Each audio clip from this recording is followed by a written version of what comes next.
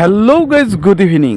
এটা সুন্দৰ পৰিৱেশৰ মাজৰ পৰা এটা সুন্দৰ ভিডিঅ' লৈ আপোনালোকৰ মাজলৈ আহিছোঁ। এয়া আপোনালোকে মোৰ কেমেৰাত নিশ্চয় দেখা পাইছে। এয়া হ'ল জাঁজি নৈ পাৰৰ এটা সুন্দৰ পৰিৱেশ, ইভিনিঙৰ এটা সুন্দৰ পৰিৱেশ। জাঁজি নৈ এৰাসুতিত চাপৰিত নিৰ্মাণ হোৱা একো পাৰ্কত মই বৰ্তমান আছোঁ। মই কুমাৰ সঞ্জিত গগৈ, আপোনালোকে চাই আছে KS গগৈ ব্লগ। এটা সুন্দৰ পৰিৱেশ আপোনালোকে নিশ্চয় মোৰ কেমেৰাত দেখা পাইছে। জানুৱাৰী মাহত হাজাৰ হাজাৰ পিকনিক খোৱা দল আহি ইয়াত পিকনিক খায় আৰু সুন্দৰ পৰিৱেশটো উপভোগ কৰে। আপোনালোকো আহিব পাৰে আপোনালোকৰ বন্ধুবৰ্গৰ লগতে আপোনালোকৰ ফেমিলিক লগত লৈ। আৰু ইয়াৰ পৰা আধা কিলোমিটাৰ খোজকাঢ়ি গ'লে আপোনালোকে পাব ব্ৰহ্মপুত্ৰৰ চাপৰি। ইচ্ছা কৰিলে আপোনালোকে ব্ৰহ্মপুত্ৰৰ চাপৰিটো গৈ বনভোজ খাব পাৰে।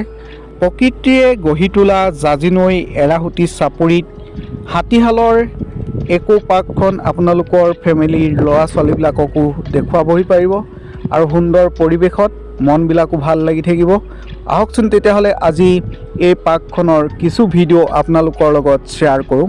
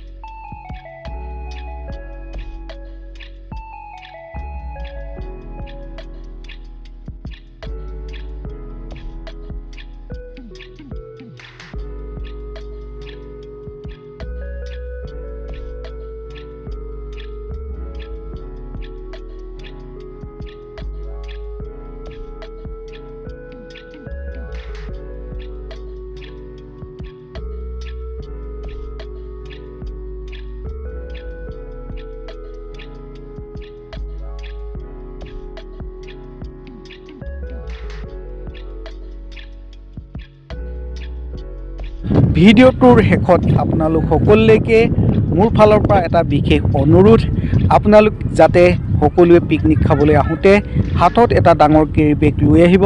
কাৰণ পিকনিক খোৱাৰ পিছত আপোনালোকৰ অলাগতিয়াল যিবিলাক থাকি যায় সেইবিলাক সেই পলিথিনটোত ভৰাই লৈ বান্ধি আপোনালোকে লগত লৈ গৈ ডাষ্টবিনত পেলাই দিব।